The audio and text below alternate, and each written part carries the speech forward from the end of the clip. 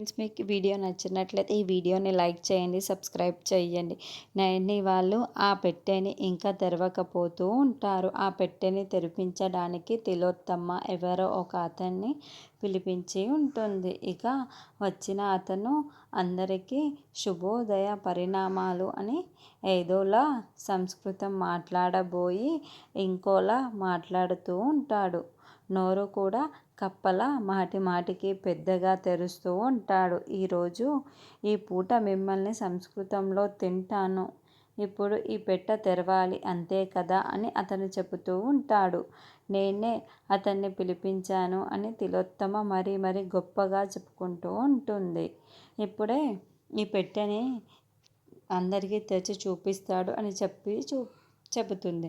అతను పెట్టకుండా పెట్టె దగ్గరికి వెళ్ళి పెట్టె పట్టుకుంటూ ఉంటాడు. అయ్యో వద్దు వద్దు అని నైని వాళ్ళు చెప్పేలోపే ఆ పెట్టెను తగలడంతో అతనికి కూడా కరెంటు షాకు కట్టి అమ్మ అని అరుస్తూ కింద కుప్పకూలిపోతాడు.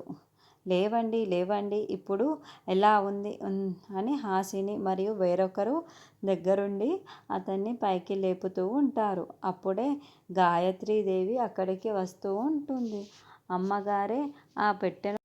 అమ్మగారే స్వయాన ఆ పెట్టెను తెరవడానికి వస్తుంది అని అక్కడ గాయత్రీదేవి వస్తూ ఉంటుంది. అమ్మగారే ఆ పెట్టెను స్వయాన వస్తున్నారు అని నైని చూసి చెప్పడంతో అమ్మొస్తుందా నైని అని విశాల్ చాలా సంతోషపడుతూ ఉంటాడు.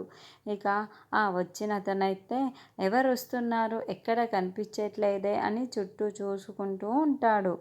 అప్పుడే గాయత్రీదేవి వాళ్ళందరి మధ్యలో వచ్చి నిల్చొని అతన్ని మరీ చూస్తూ ఉంటుంది. అసలు అతను ఎవరు, తిలోత్తమ కుట్రతో ఎందుకు పిలిపించింది, గాయత్రీదేవి అతన్ని కూడా ఏమైనా చేసి పెట్టెను తెరిచి వెళ్తుందా అన్నది మనం నెక్స్ట్ ఎపిసోడ్లో చూద్దాము. సరేనా? Please subscribe.